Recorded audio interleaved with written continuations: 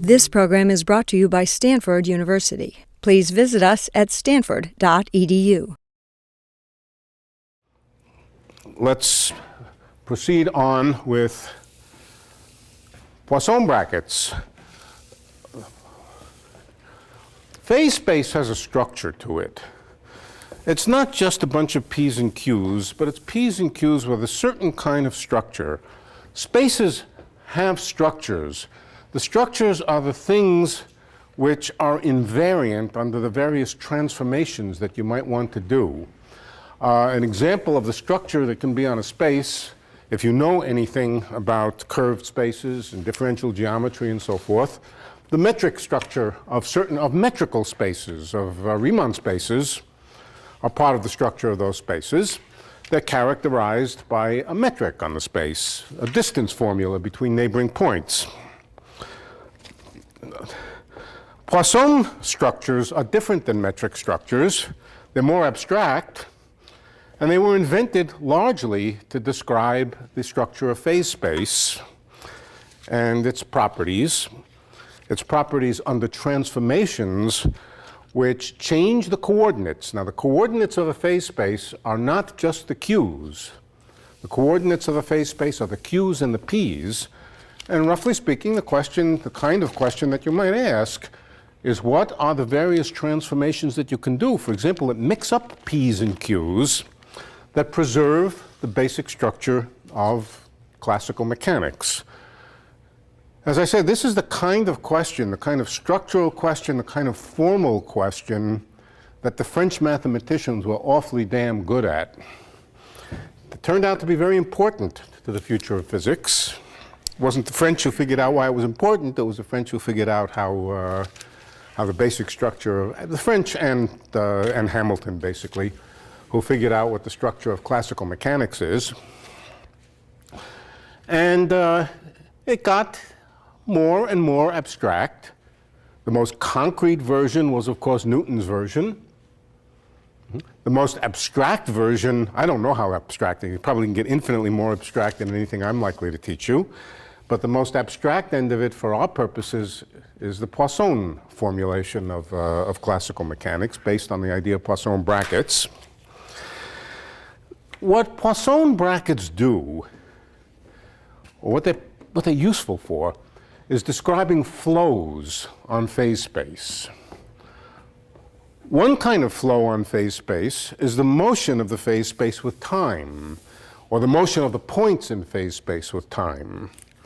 How the actual points evolve with time under the influence of a particular Hamiltonian. That's one kind of flow on phase space. But there are other kinds of flows on phase space that you can imagine with possibly somewhat different purposes. For example, we can talk about symmetries. Now, we've talked about symmetries. The basic symmetry, the problem for me in explaining symmetries is not that it's hard to explain, it's that there aren't too many examples in classical mechanics that allow you a wide range of different situations to describe. The basic symmetries of most classical mechanical systems are rotations about various axes and translations. Special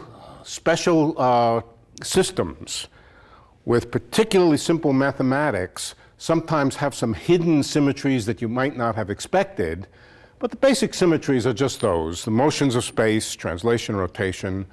As you move on to more advanced physics, you discover more symmetries, different kinds of symmetries, symmetries among elementary particles and so forth, but those are not for us now. What do those symmetries have to do with flows? Flows in phase space? Well, let me begin with flows in just coordinate space, x space. We can think of a rotation. We can think of rotations in space as defining a kind of flow in the space. Just imagine going from here to here, rotating our coordinates in space by imagining an infinite number of intermediate configurations. And imagine in your head going from one configuration to another configuration of the axes of a space continuously. Or we don't have to imagine motion of the axes, we can actually imagine motion of a system where we rotate the whole system. We keep the axes fixed and rotate the whole room. That rotation might not have anything to do with the actual time dependence of the system. It simply allows us to describe mathematically what a rotation is. A rotation is something which is built up out of lots of little rotations, basically. And so we can think of the idea of a coordinate transformation, which rotates the coordinates of space, as a kind of flow. Likewise, the translation of space, the motion from one point, moving our coordinate axes, not rotating them, but translating them, we can also think of that as being built up, a given translation as being built up by a lot of little translations which define a flow. It's those flows in phase space, not just in coordinate space, but transformations which mix together or potentially could mix together both the P's and the Q's into a richer structure than just the transformations which mix up the coordinates. I use coordinates to mean Q's or X's. I use phase space to talk about the P's and the Q's. We can become interested, and we will become interested, in transformations which mix the P's and Q's. And so it's a richer family of transformations that we can imagine. And those flows, which move things around in phase space in various ways, are described by the method of Poisson brackets. So I try to make it a habit of not beginning in the middle, even though I may have covered something fairly completely in the previous lecture. So I like to go back over, even if it means I do it 2 or 3 times.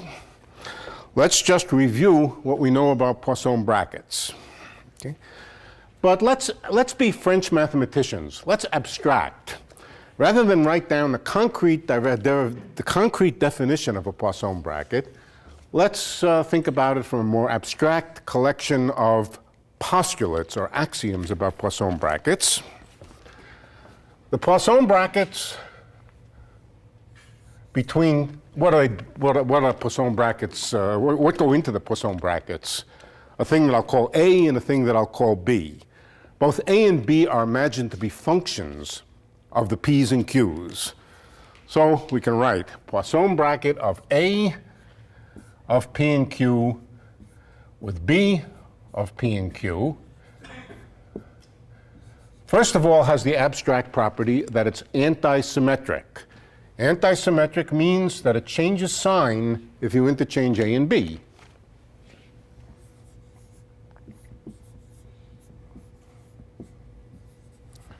That's the first abstract property. Oops, minus sign, thank you. Most important thing, the minus sign. Right, so that's abstract property number 1. Abstract property number 2, I won't write down in detail unless you ask me to. It's the linearity. Oh, let me write it down. Supposing we have the Poisson bracket of some combination of A and B, let's say alpha A, alpha and beta are numbers, any numbers. Alpha A plus beta B, Poisson bracket with C, is just equal to alpha times the Poisson bracket of A with C plus beta times the Poisson bracket of B with C.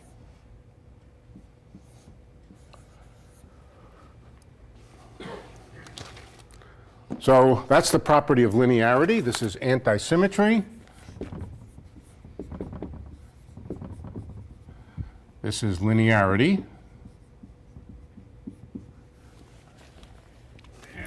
Then there's the product rule. What kinds of things are the A's and the B's? Capital A, what kind of what? Things are they? Functions. Functions of P's and Q's. P squared plus Q squared, sine of P, whatever. It's real value, Not necessarily. but you can add. There's no reason why in these formulas you can't take alpha and beta to be complex numbers. But you can't add A's and B's, that's all I'm saying. You can add oh yes, you can add A's and B's, absolutely. You can add A's and B's, just adding the functions. Yeah, you can certainly add A's and B's. They're just functions. In classical mechanics, there isn't much reason to be thinking about complex valued functions, but there's no reason that you can't. And sometimes you do. Sometimes you do. Sometimes it's useful. So they're just general functions of the coordinates and momenta. Remember, the coordinates, when I write down p's and q's, I don't just mean one p and one q. I mean n p's and n q's, where n is the number of coordinates of the system. Okay, so that's the linearity. Then there's the product rule. The Poisson bracket of A times B with C is equal to A times the Poisson bracket of B with C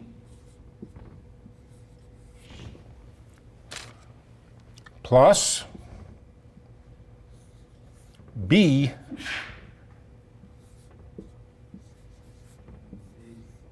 no, A, thank you. B. Now, I've written these formulas in a particular order here. I've left the A on the left here and the B on the right. There's no reason for that. These are just numbers. That is to say, they're functions whose values are just numbers. And it doesn't matter whether you multiply A times the Poisson bracket or the Poisson bracket times A. Mathematically speaking, these things all commute, which means you can multiply them in any order. I've written it in a form which won't mean anything to you now, but it will mean next quarter when we study quantum mechanics. In quantum mechanics, things don't commute, and I've written in a particular order which is still correct in quantum mechanics. But for our purposes now, A times the Poisson bracket of B and C is just nothing but the Poisson bracket of B and C times A. So it doesn't matter whether the B's come first or the Poisson brackets come first. It does matter the order that you write down the Poisson bracket itself. That order does matter because you have to change the sign if you want to change them. Yeah? So these A's and B's have to be scalar functions? Scalar has to do with their properties under rotation of space, and so. I mean, it's not a vector. They could be components of vectors. Vectors meaning. Matter, I mean, if they were vectors or if they were matrices or something, it would matter. We're not talking about matrix multiplication, if that's what you mean. We're not talking about vector. We're talking about just numerical multiplication. Yeah. Let's not call them scalars. Let's call them numbers. Let's call them numbers. Numbers which simply mean that when you multiply two numbers, it doesn't matter which order you multiply them. Yeah, mathematicians tend to just use the word scalar. Oh, do they? Yeah. Well, physicists use the word scalar to represent the property of a system under rotation. Functions of P and Q. The alpha and beta are scalars, but they're just functions because they depend on. We're going to get into linguistic ambiguities here because it may be that mathematicians use the terminology different than physicists. Physicist means by a scalar something which doesn't transform under rotation of space. Okay? Mathematicians may use the word scalar to mean a number. Physicists often use the word C number, meaning a constant number. It doesn't matter whether it's constant or not. There's a whole terminology here that we'll get confused about. But the important thing is we're talking about multiplications which are commutative. But the Poisson bracket process itself is not commutative. A times B, A Poisson bracket with B is not B Poisson bracket with A.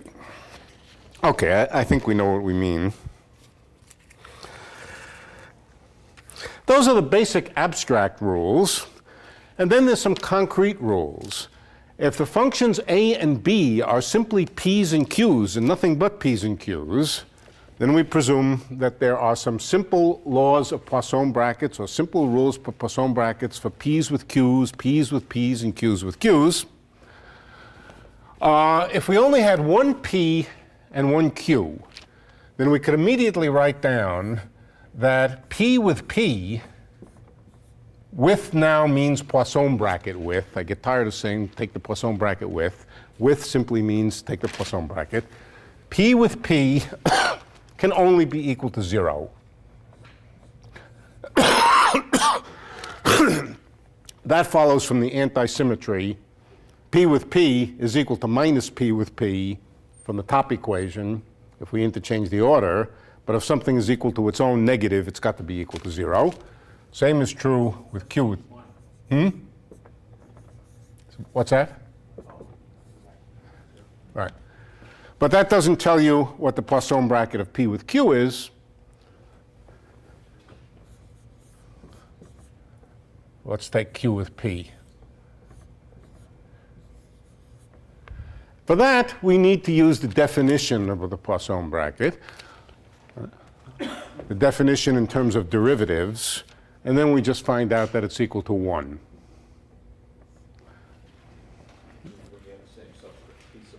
Yeah, now if we put subscripts in, we can't be quite as confident that this is true for every I and j. Nevertheless, by the definition of Poisson brackets in terms of derivatives, remember that every Poisson bracket has in it derivatives with respect to P and derivatives with respect to Q. Well, you can't differentiate a P with respect to Q. You get 0. So anytime you take a Poisson bracket of a P with a P, you must get 0. A Q with a Q, you must get 0. But a Q with a P, you get 1 or 0, depending on whether I is equal to j. Delta ij. Delta ij is the Kronecker symbol. Kronecker. I don't know if I spelled that right or not. No. No C here? No. I don't know. Yeah. It's either 0 or 1 depending on whether I is equal to j or not. Namely, it's equal to 1 if I is equal to j and 0 otherwise. That's the Kronecker delta symbol. And that's the, these are the Poisson bracket relations for P and Q. Now, it's easy to prove that if you take, well, in fact, you can prove almost everything about Poisson brackets just from these relationships. But if you also allow yourself to use the definition of the Poisson bracket, which can be derived, incidentally, from these relations,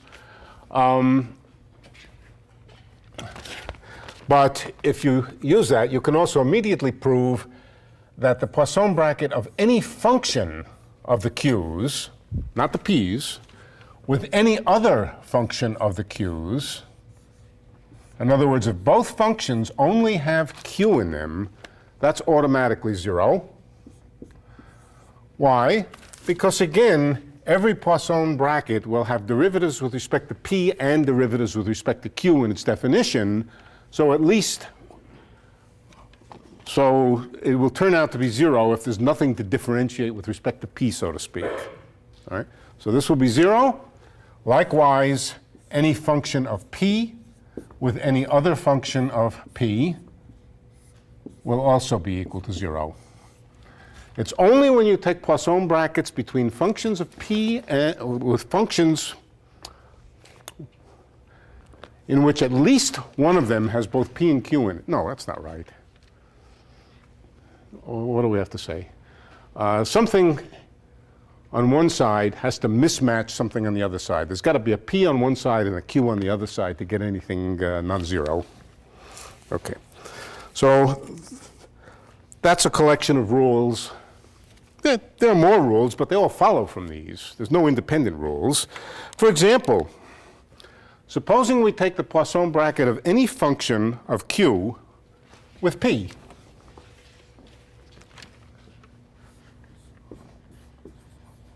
Poisson bracket of any function of Q with P. What is that equal to? Well, I'll tell you right now what it's equal to, and then we'll try to prove it. That is equal to the derivative of f with respect to Q. So taking a Poisson bracket with P is the same as differentiating with respect to Q. We can see that in a number of ways. One way of seeing it is just use the definition. But another way of seeing it is here. We can prove it by mathematical induction. Let's prove it for all polynomials f of q. If we prove something like this for every conceivable polynomial, it will be true for every function. Every function can be arbitrarily well approximated by a sufficiently complicated polynomial. The linearity would tell us we need to only prove it for monomials. So let's prove it for some monomials. Let's take 1. Let's take f of q equals 1. What does this equation say for f of q equals 1? It says the Poisson bracket of 1. 1 is a function. It's a perfectly good function. It doesn't vary, but it is a function. 1 with p must be equal to the derivative of 1 with respect to q. What is the derivative of 1 with respect to q? 0. Now, how do I prove this? I'll tell you how I can prove it. One is just as good as f of p as an f of q. So Yeah. by the bottom relation, just Yeah, but I didn't prove these, but let me give you a simple proof of this one. The simple proof of this one is to use the product formula. 1 squared with p is equal to 1 with 1p plus 1p with 1, which is equal to twice Poisson bracket of 1 with p. But 1 squared is just 1. So this says that the Poisson bracket of 1 with p is twice the Poisson bracket of 1 with p. That proves it's 0. Okay, so indeed, the first one is right. Let's go to the next monomial, q with p. That's the next more complicated monomial for f. Q with p should be equal to the derivative of q with respect to q, which is just equal to 1. But that's certainly true. That is the defining property of q with p. Let's just go one more, q squared with p. Q squared with p, for that we use the product formula again, and that gives us q with qp plus qp with q. Poisson bracket of q with p is just 1, so this just gives us 2q. And that happens to be the derivative of q squared with respect to q. All right, so by a process, of course, we use mathematical induction to prove it for q to the nth. Once you've proved it for q to the nth, then you use linearity to prove it for every polynomial. And then to go from polynomials to arbitrary differentiable smooth functions, you can use the fact that any smooth function can be approximated arbitrarily well by a polynomial. So, in fact, we see that Poisson bracketing with p is simply another way to differentiate. Likewise, differentiating with respect to p is the same as taking the Poisson bracket with q.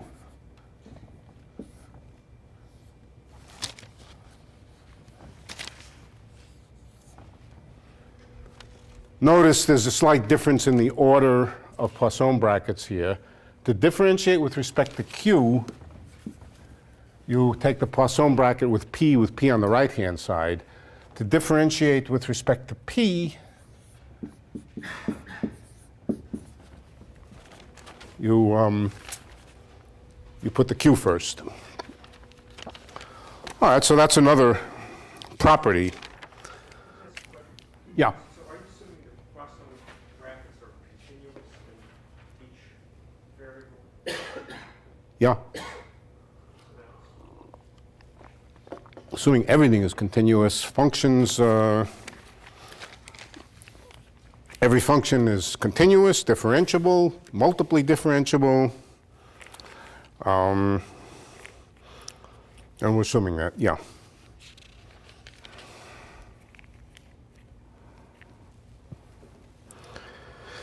All right, so we have one could say we have an algebra of Poisson brackets that characterize the relationships between p's and q's in the phase space.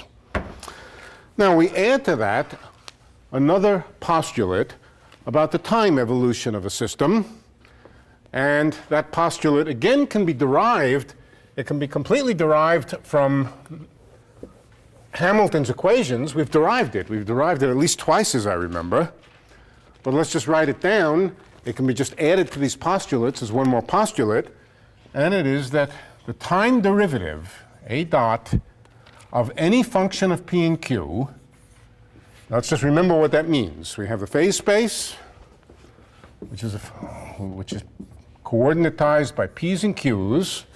We have points of phase space moving through the phase space under the equations of motion of a system. And as they move through the phase space, the value of A of p and q will change along the orbit of the phase point. All right. That's what A dot means, the rate of change of A of p and q because you're moving along the orbit in phase space. That time derivative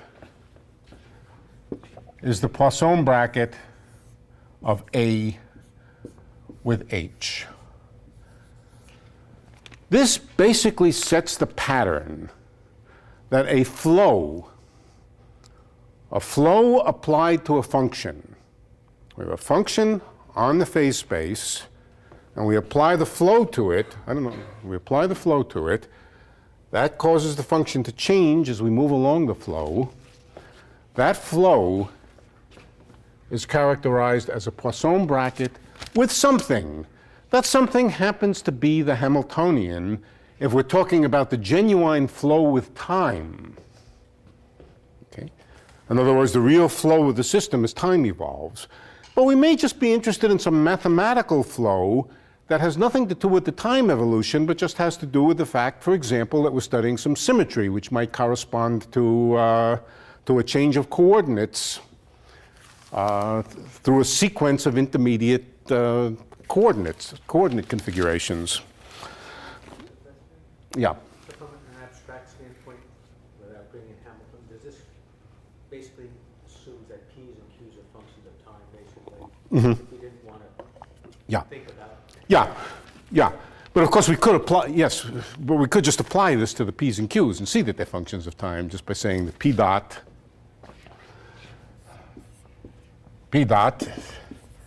is Poisson bracket of p with h. And then if we know h, if we know what h is as a function of p and q, let's, for example, let's just see what happens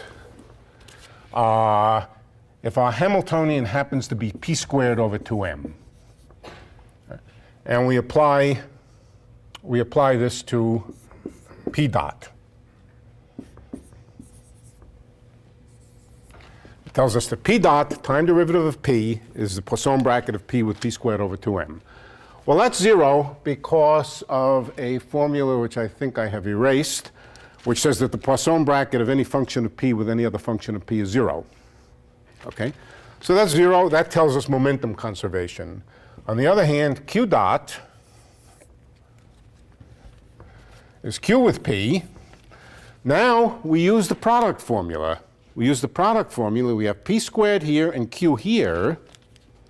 The product formula can be used to tell us that this is just p over m. We have p squared over 2m. That gives us a p with a q is 1. Well, you know how to do this. Just gives us a p over m without ever using anything other than the algebra of these functions, the algebra of these Poisson brackets. We can conclude that the Poisson bracket of q with p squared over 2m is p over m. And that tells us that q dot is p over m. And that, of course, is the velocity as a function of momentum for a non-relativistic particle with Hamiltonian p squared over 2m. All right, so without knowing Hamilton's equations, we could derive the equations, Hamilton's equations, from the algebra of these Poisson brackets.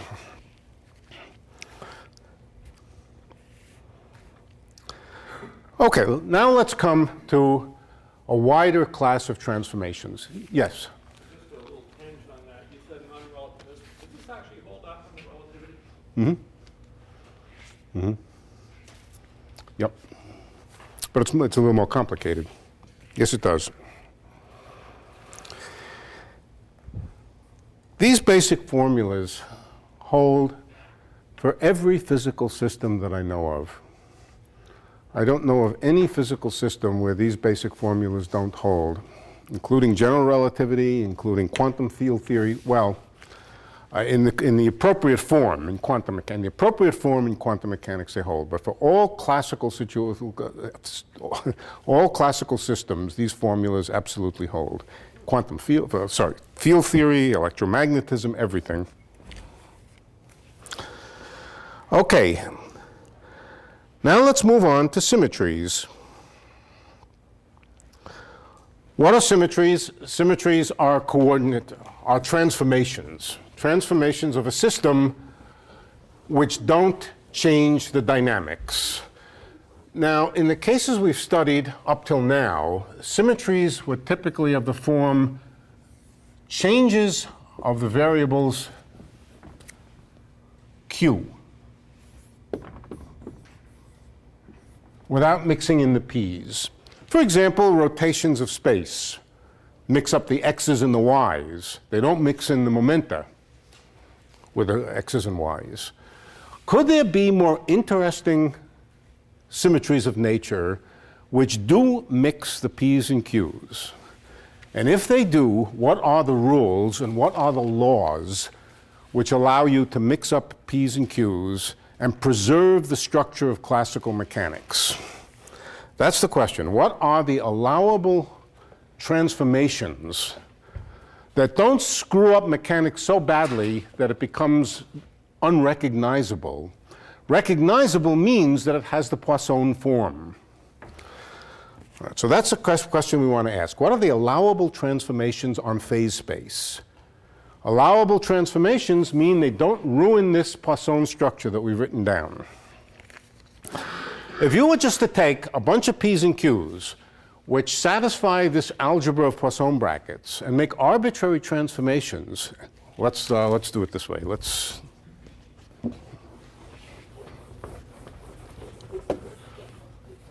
suppose we have a single P and a single Q. Now, let me make a transformation. I'm going to make a new transformation to new P's and Q's, capital P, which is going to be twice little p, and capital Q, which is twice little q. Does this preserve the Poisson bracket structure? It does not. Let me show you why. Let's calculate the Poisson bracket of big P with big Q. Well, that's easy. I don't even have to do any work here. I just know that this is the Poisson bracket of twice little p with twice little q. What's that? 4. It's the wrong answer. It does not preserve the form of the Poisson bracket relations. Let me try something else. Instead of big P equals twice little p, let's take it to be 1/2 little p. Now what happens? What's the Poisson bracket of big P with big Q? 1.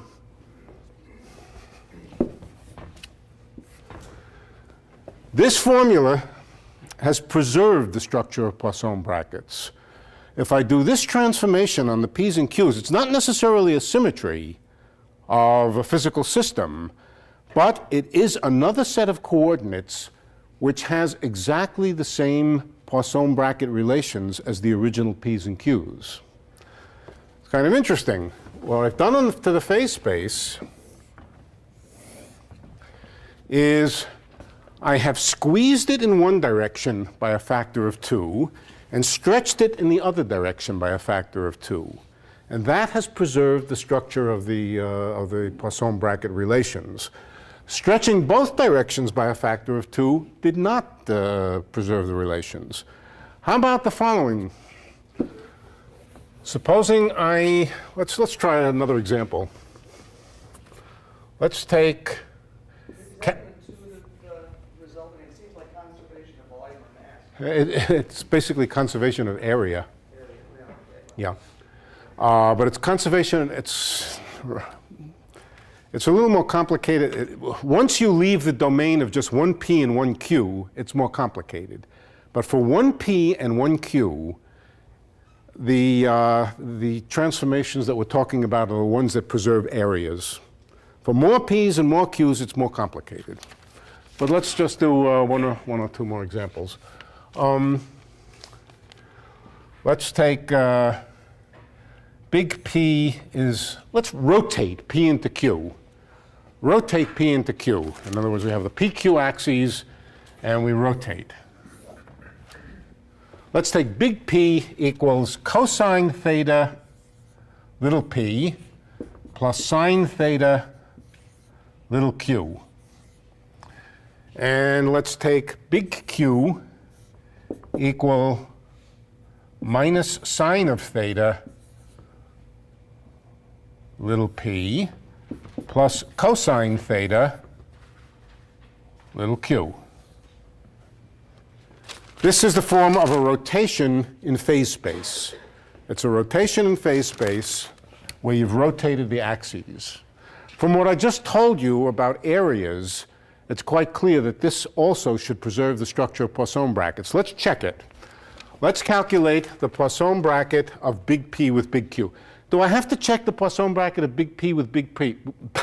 Big P with big P. This is linguistically the hardest lecture for me. Do I have to check the Poisson bracket of big P with too many B's and P's? Big P with big P. What's that? By linearity, it all works. It all just Well, let's just say big P with big P. Anti-symmetry tells me it's 0. Big P with big P has to be the same as big P with big P in the opposite order. That tells me it's 0. Anti-symmetry tells me big P with big P is 0. It tells me big Q with big Q is 0. It's only big P with big Q that I got to watch out for. Okay, so let's just do it. So that's going to be, big Q with big P equals sine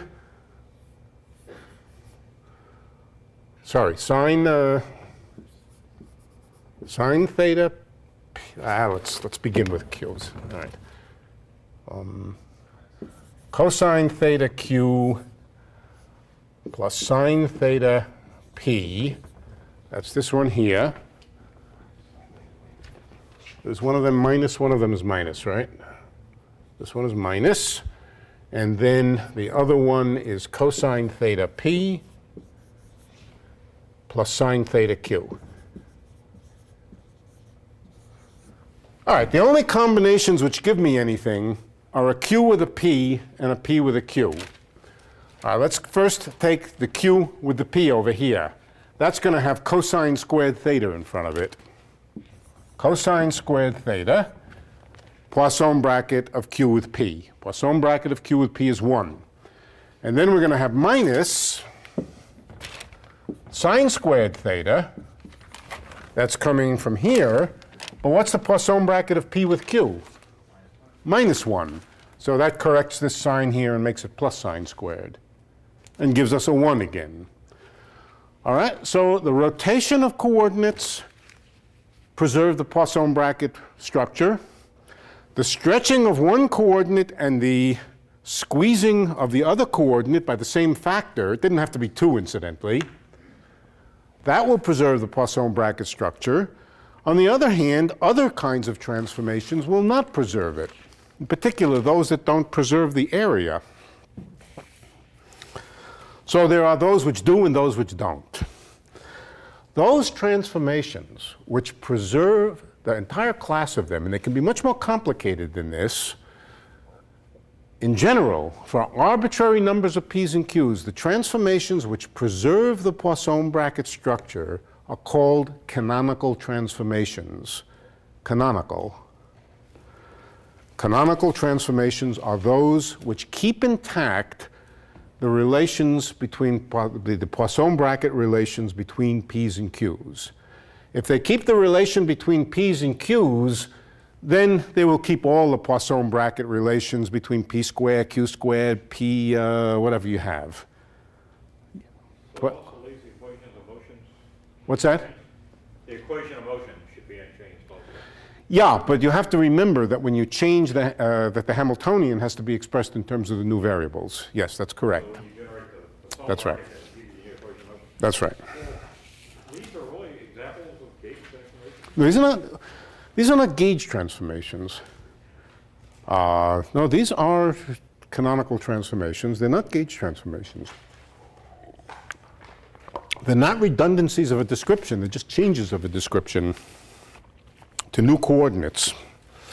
The gauge transformations, you're adding something on to the existing coordinates of fields. But in this case, you're actually transforming the coordinates themselves. Well, those are not called gauge transformations. Gauge transformations have a definite meaning. At this system, how do you know that P and Q are canonical? The point is, if you start with canonical p's and q's, and you do canonical transformations on them, they stay canonical. Now, that's a tautology. But to make it not a tautology, what do you mean by canonical? You mean these Poisson bracket relations. These are the canonical Poisson bracket relations. If after transformation, all of the Poisson bracket relations are kept intact, then it's called a canonical transformation. Okay. I have a general question about, must it preserve the Poisson bracket to be a canonical transformation, as opposed to, I guess, well, let's say if you have any two sets of p's in, small p's and small q's and big p's and big q's.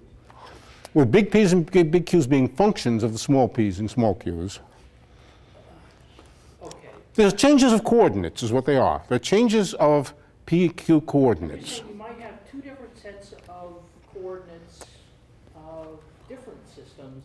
No. We're talking about different coordinates for the same system.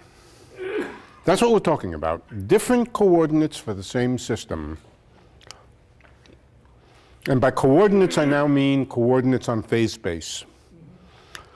So we're talking about different representations of the same system by different choices of axes or different choices of coordinates on the same phase space. So you can't go from arbitrarily one phase space to any other No. phase space. We're talking about the same system. All right, good. Yeah, these are changes of description rather than changes of system. Okay, changes of description of a given system. Right, we must keep that in mind. It doesn't mean anything, for example, to change the coordinates of, from a harmonic oscillator to a system of 10 to the 23rd molecules. It doesn't mean anything.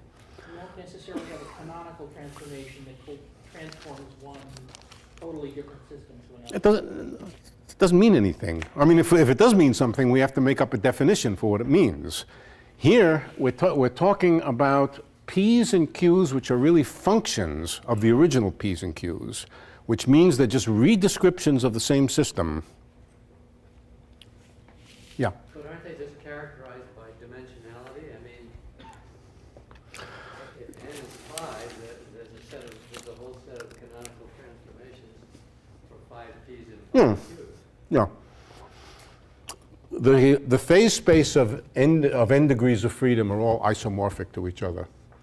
But still, you don't, nevertheless, when you're talking about canonical transformations, you're talking about the changes of description of a given system. Yeah, but the different phase spaces, all with the same number of degrees of freedom, are isomorphic to each other. That's correct. Transformations are, if it works on one, it works on another. Yeah? Yeah? But still, you don't transform between systems. Right. All right, now we want to come to what is the heart of the discussion, this subject of symmetries itself.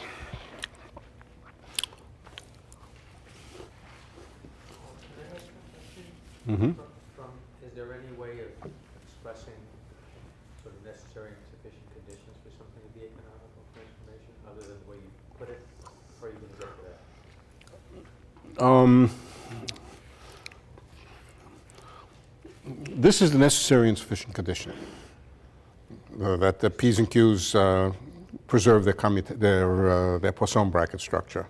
That is the necessary. Now you're asking if you give me a certain, well, what are you asking? I guess is there another way of expressing it in some way other than, that's of some general interest? Yeah. Yes. Yes, there is another way of expressing it that is of great general interest, but is also not completely general. We tend to build transformations, not all of them, but we tend to build transformations out of infinitesimal transformations, out of small steps. Okay? If we're talking about an infinitesimal transformation, I'll explain exactly what I mean by an infinitesimal transformation in a moment, but I think you know what I mean, though. Yeah. Yeah. If we're talking about infinitesimal transformations, then yes, there is a way to describe them, a unique, special way to describe them, which we're about to come to now. So if we can build up the transformations out of infinitesimal transformations, and what is an infinitesimal transformation? It means well, let's just write down what it means. It means Q is almost exactly equal to little q, but with a very small deviation. And that small deviation we'll just call delta sub q, delta of q. And this, of course, is a function of the q's and the p's. It just means the deviation from a trivial transformation, big Q equals little q, is infinitesimal. In practice, what it means is in their formulas, we will drop things proportional to quadratic and higher powers of the deltas. It means that small quantities mean quantities which are so small that we can drop higher powers in them. That's what we'll always mean by an infinitesimal operation, that we can drop higher powers. Now, we can always build transformations out of sequences of little transformations for each one of which we can drop higher powers, but then we have to combine them together, and sometimes that makes something more complicated. But we can test out very easily what are the rules for infinitesimal canonical transformations.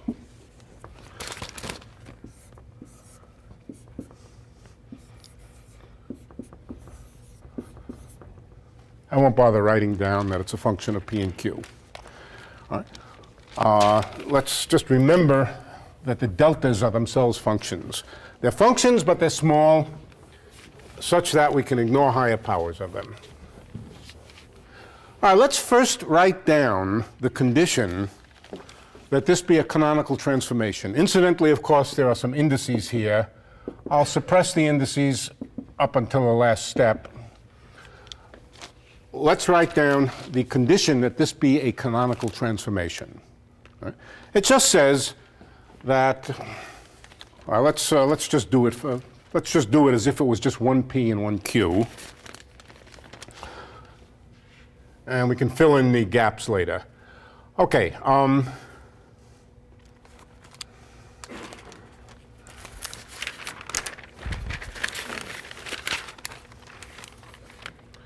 Poisson bracket of big P with big Q.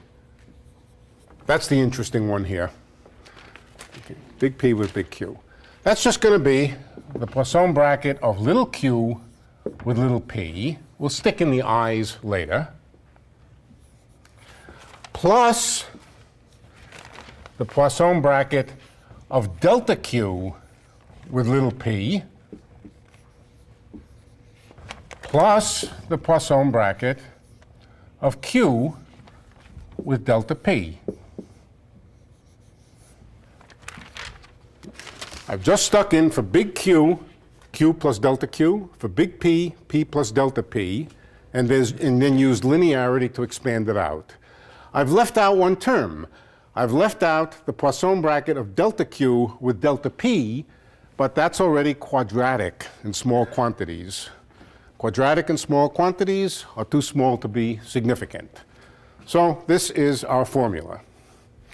Now, what do we want to be true? We want this to be equal to this. So a necessary and sufficient condition, then, is that delta Q with P should be equal to minus Q with delta P. Let me show you how to satisfy that. This actually is necessary and sufficient, but it's not hard to show that it's necessary and sufficient, but let me just show you the construction. What do? We write that delta Q is equal to some small number. The epsilon is just a small number in the problem. Delta Q, delta P are all proportional to the same small number. I introduced explicitly the small number so that I'll know, so I keep track of it, times the Poisson bracket of Q with something. With what? With an object that's called the generator of the canonical transformation, G of P and Q.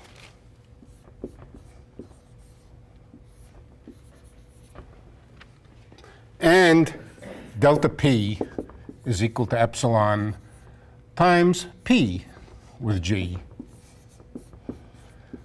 Another way to say it is that every infinitesimal canonical transformation is characterized by a function, G of P and Q, which itself defines a flow. Is it the same or reversed in order?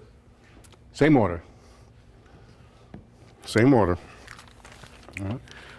This is a kind of flow. A coordinate transformation, in particular an infinitesimal coordinate transformation, is a kind of flow on the phase space. You take every point and you shift it a little bit. You take every point and you shift it a little bit. That's a flow on the phase space. And flows on the phase space are characterized by things called generators. Generators are functions of P and Q, and they characterize how the flow takes place. Let me prove now the theorem. I'm going to prove the theorem that says that if delta Q and delta P are obtained by Poisson brackets with a generator, then this will always be true. It goes the other way also. All right, this is not hard to prove. First of all, what is the Poisson bracket of Q with G of P and Q? Remember, taking a Poisson bracket with Q is the same as differentiating with respect to P. What is this? This is dq by dq, dg by dp, minus, this is just epsilon dg by dp. Just using the definition of Poisson bracket now. dq by dq, dg by dp, that just gives you dg by dp. And then dq by dp, that's 0. What about this one? This one is equal to minus epsilon dg by dq. So now we have specific formulas for delta p and delta q. Here they are. Let's plug them into this formula over here.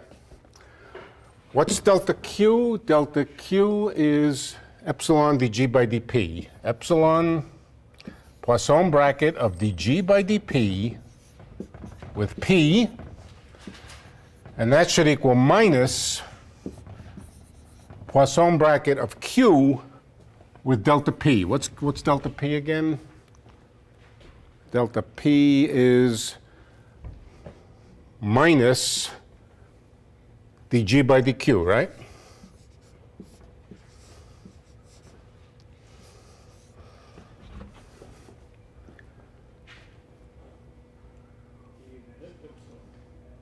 Epsilon. All right, the minus signs cancel themselves out, I hope.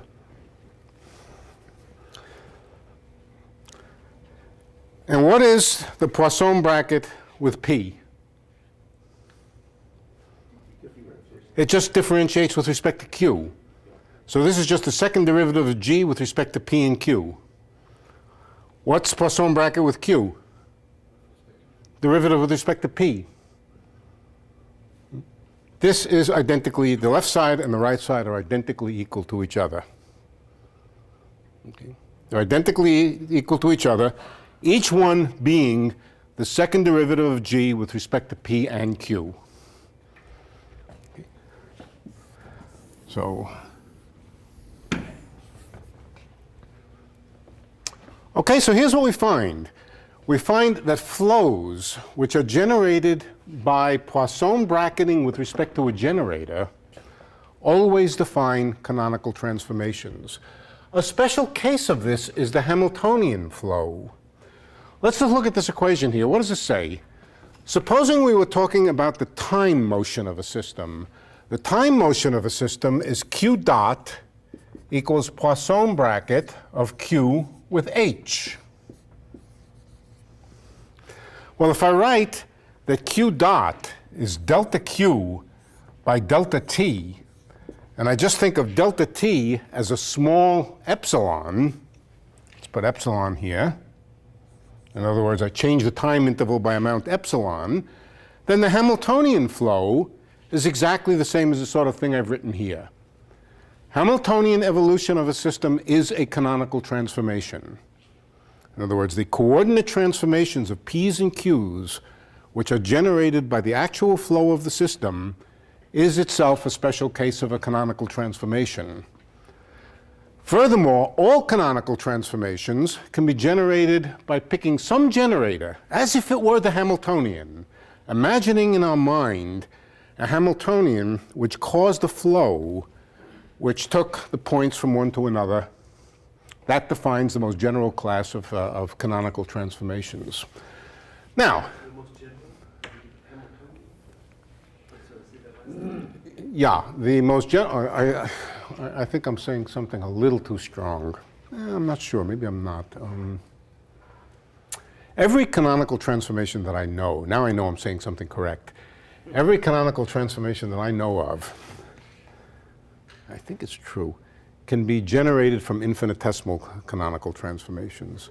If it can be generated from an infinitesimal canonical transformation, then it's got a generator G of P and Q, which allows it to be constructed in this way.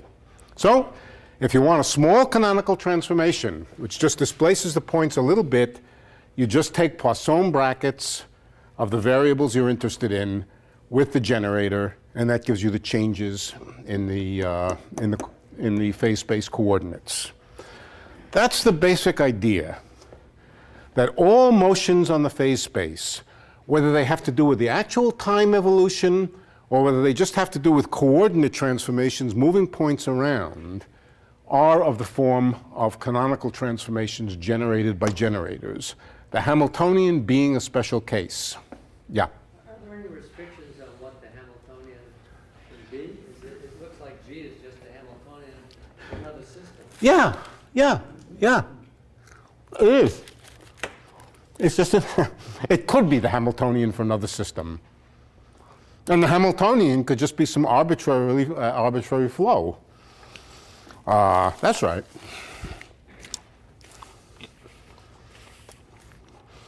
What the Hamiltonian is, of course, is really determined by the physics of a system, experiment, and all that kind of thing. But the mathematics cannot tell you whether G is the Hamiltonian or H is the Hamiltonian. You do an experiment to find out. Okay, now we can discuss if the transformations which we are allowed to do, which preserve the structure of mechanics, are canonical. Then what is the subclass of those? For a given system with a given Hamiltonian, what is the subclass that are called symmetries? Symmetries are the canonical transformations which don't change the Hamiltonian. Just like in the case of Lagrangians, we said that the symmetries were the coordinate transformations which didn't change the Lagrangian. Now the more general idea becomes coordinate transformations in phase space, which are canonical and which don't change the energy, those are the symmetries of a mechanical system. We can actually say that in a somewhat geometric way. Here's our phase space. Oh, incidentally, I didn't keep track of the little indices I. You can go home and do the derivation over again, keeping track of all the indices I and j, and see that the construction still works. It's more or less obvious. Okay. But let's imagine here's our phase space, multidimensional phase space. Now, the Hamiltonian corresponds to some flow. And it's also a canonical transformation. The infinitesimal small time flow from one point to another is the canonical is generated by the Hamiltonian, and the full transformation over a period of time is canonical. Now let's imagine there's some other quantity, a generator G, that generates another flow. It's not to be thought of as the time evolution of a system. It's just another flow on the phase space. Just another motion on the phase space, which moves points through the phase space in some other way.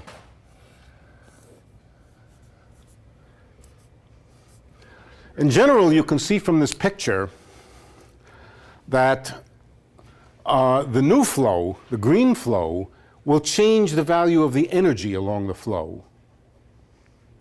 But supposing it's true that the green flow, G, and the black flow, H, the Hamiltonian of the system, are in just such a way that the flow along the G direction doesn't change the energy, causes the energy not to change at all. In other words, flows the system along surfaces of constant energy. Then it's called a symmetry. It's a symmetry, G is a symmetry, if the flow created by G doesn't change the energy. What's the condition for that? This is easy. Right, right. Geometrically the condition, but in a multidimensional space it's not so obvious. All right. Here's how Q and P change under the flow. Let's take a general function of P and Q. Let's take a general function of P and Q and see how it changes along this flow. I'm going to call the function A again. Let's call it A. How does A change along the flow? Well, it changes dA by dP times delta P plus dA by dQ delta Q. But what is delta P and delta Q? Here we have them. They're proportional to GP, but dG by dP and dG by dQ. So this is, let's see, delta P is dG by dQ.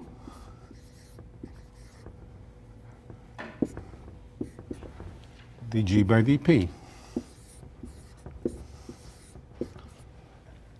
In other words, not too surprisingly, the change in any function of A is just proportional. There's an epsilon in here, isn't there? Is just epsilon times the Poisson bracket of A with G. This is exactly the same formula we use for time derivatives of things when G was the Hamiltonian. The change of functions along the Hamiltonian flow is just a Poisson bracket with the Hamiltonian. The change of an arbitrary function along any flow is just a Poisson bracket with the generator of the flow. That's what these generators do. Poisson brackets with the generators create the flow, and they give you the derivatives or the way the functions change along the flow. All right, so then, what does it say that the energy does not change along the flow G? It says that the Poisson bracket of H with G is equal to 0. It says that H does not change along the flow G. Right? If I were to just plug in here for A, H, everywheres, this would just be the Poisson bracket of H with G. So this is the condition that the energy doesn't change along the symmetry flow G. But now we can read this the other way also. This also tells us that G with H is equal to 0. H with G and G with H are just the negative of each other. And what does this equation say? This says that the time derivative of G vanishes. Right? Remember, the other equation was that A with H equals A dot. The same equation which says that H doesn't vary along the flow G says that G doesn't vary along the flow H. But what does this equation say? It says that A is conserved. Right? It says that A is conserved. So if you have a Hamiltonian and you have a generator G, a quantity G, which has the property that the flows created by G don't change the energy, then the flows created by the energy, that's the time dependence of the system, don't change G.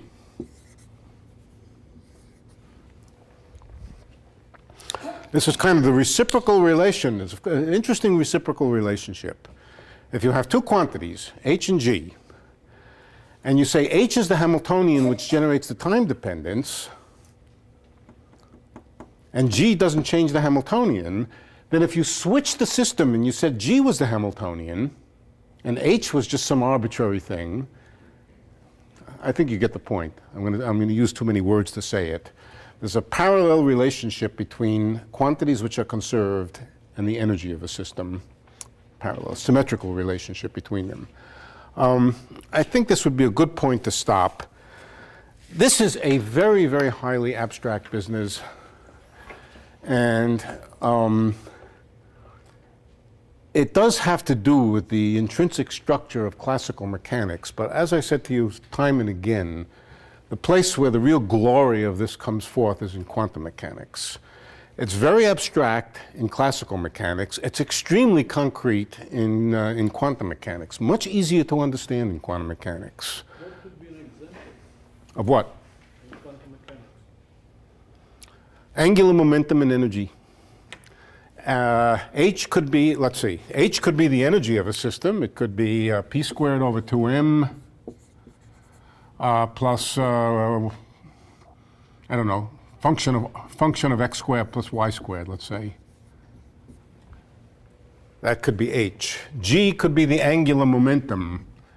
Angular momentum is xpy minus ypx. If you calculate the Poisson bracket between this and this, you'll find that it's 0, corresponding to, let's do that. Oh, yeah, that's going to be complicated. Let's do it for a free particle. It's going to be a little too complicated to do in general. Yeah, let's do it for a free particle. Okay, so let's take p squared over 2m, and that means px squared plus py squared. Do you mind if I set m equal to 1? No. Px squared over 2 plus py squared over 2. That's the Hamiltonian. G is the angular momentum. The expression for the, this is 2 dimensions, just for simplicity, 2 dimensions. G is the angular momentum. That's xpy minus ypx. Okay, now we want to start calculating Poisson brackets between G and H. This is not too bad. Remember, all P's. It's all P's. No, this isn't P's. Oh, yes. So Right. I didn't see the Q. Yep. X's and Y's are Q's. good. All right. It wouldn't be true if I just took xpy or ypx, but it's a combination xpy minus y. Okay, so let's do it. Poisson bracket of G with H. Okay, so what is that? It's going to have xpy with px, and it's going to have xpy with py. How about, let's do xpy with py first of all. Do I get anything from that? The Poisson bracket of an x with a py is 0. Remember, the only non-zero Poisson brackets that you begin with are x with px and y with py. When I start calculating xpy with py, I'm not going to get anything. Py Poisson bracket with py is 0, x with py is 0. So there's nothing on this side which has a non-zero Poisson bracket with anything over here. The only non-zero Poisson brackets are x with px and y with py. Okay, so let's begin with x with px. This is going to be then Poisson bracket of xpy with px squared over 2. And then the other term will be minus ypx with py squared over 2 with py squared over 2. Okay, how about xpy with px squared over 2? Well, we use the product formula here. We take out one term is just py with px squared over 2. Then there's another term where the x comes out and py gets Poissoned with px. But what's Poisson of py with px? 0. So this is the only term coming from the first bracket. Py times x with px squared.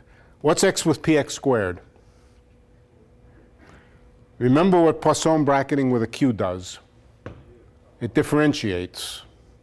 So x with px squared gives what? Just px. This whole thing is just py px.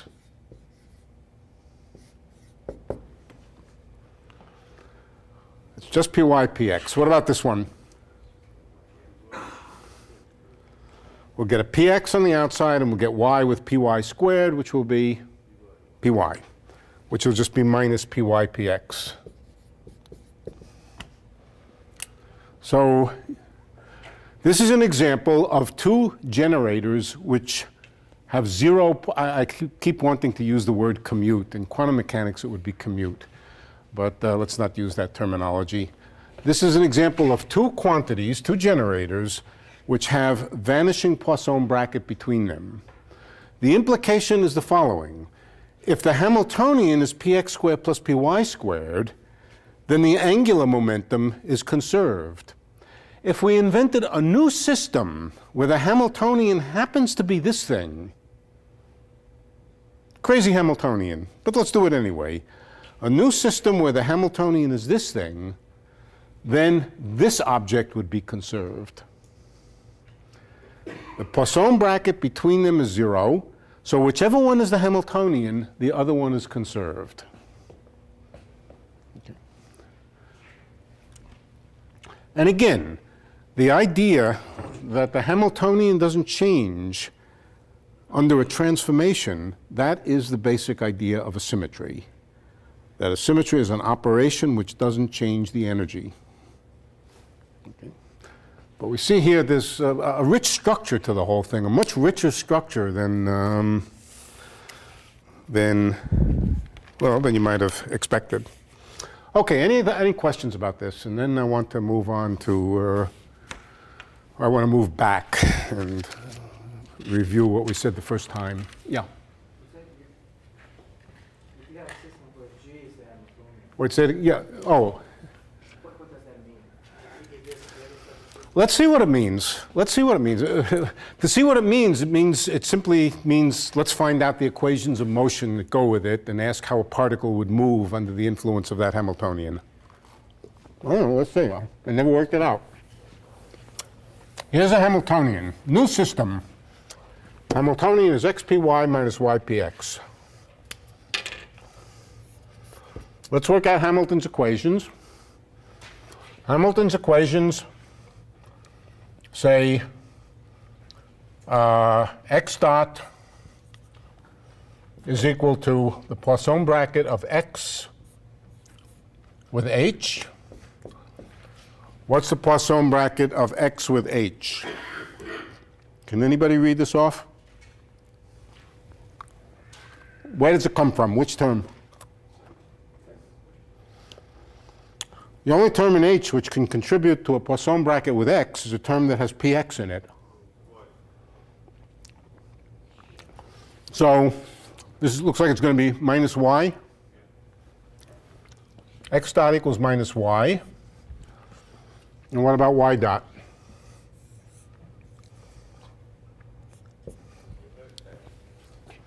Y dot is equal to x. Anybody have any idea what kind of motion this is? Circular motion. It just describes something going in a circle. Go. So you're saying now H is equal to what was the generator? Yeah, I've interchanged now. So let's make up a new system where the Hamiltonian just happens to be xpy minus ypx. And what do I get? I get a system which just moves in a circle counterclockwise direction, like so. So if we had some mechanical system which could only move in a circle, we would describe it by this Hamiltonian, but then we would find that px squared plus py squared was conserved. And in fact, that would be true.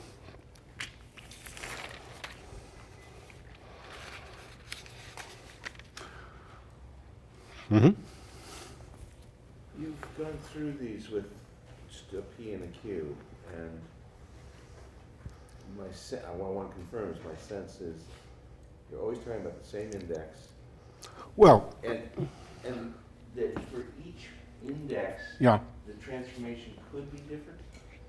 For each index, the transformation could be different. Yes. Yeah, but it's more complicated than that. The transformation, no, there's one, okay.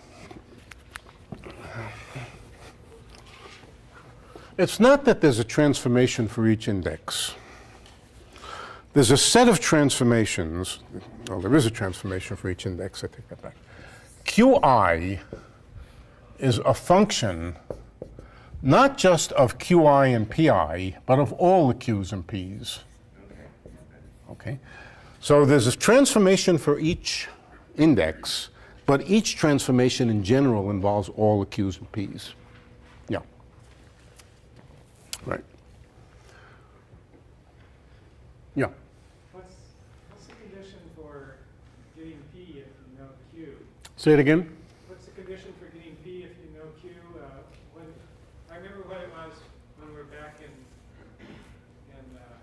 Lagrangian, but in this form, what is the momentum that's canonical with a Q? How do you define? Oh, how do you get the momentum in terms of Q's? I think for this system, Py is actually equal to x, and Px is equal to minus y. Let's see. Can we see why that is? I'm talking about the general definition. I remember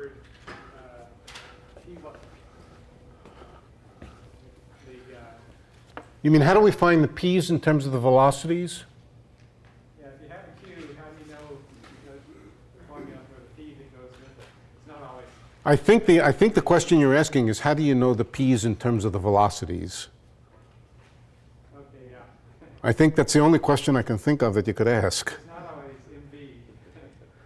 It's not always MV, no. But you go to Hamilton's equations.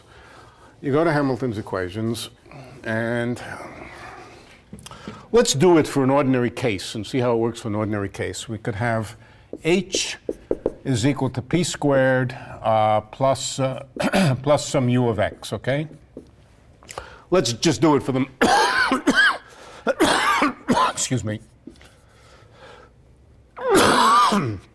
let's just do it for the good old familiar simple particle, and we'll see the pattern. All right, so we just go to Hamilton's equations. Hamilton's equations are x dot equals Poisson bracket of x with h, and that's just going to give us p over m. That's it. That's it. That tells us p in terms of x dot. The other equation is the equation that p dot is equal to p with h, and that gives us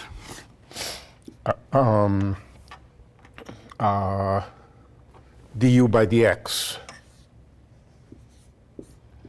And that's, of course, F equals ma. Force is equal to mass times acceleration.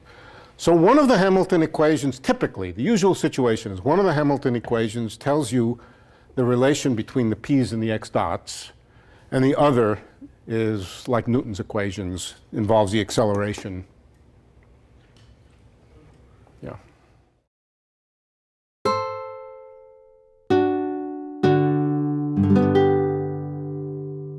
The preceding program is copyrighted by Stanford University.